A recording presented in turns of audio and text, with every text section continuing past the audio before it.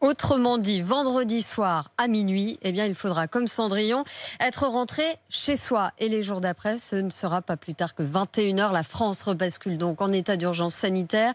Environ 20 millions de Français sont concernés par ce couvre-feu, Martin Bourdin. Et pendant au moins 4 semaines terminées, donc les soirées entre amis qui s'éternisent, elles devront se terminer à 21h au plus tard. Car à cette heure-là, il va déjà falloir être rentré à la maison. C'est à 21h aussi que les bars, les restaurants, les cinémas, les théâtres fermeront. Et pour être sûr que ce couvre-feu soit bien respecté, il y aura des contrôles avec des amendes en cas de non-respect, 135 €, 1500 en cas de récidive. Comme pendant le confinement, des dérogations seront possibles pour ceux qui travaillent de nuit ou pour des urgences sanitaires, avec peut-être le retour des attestations.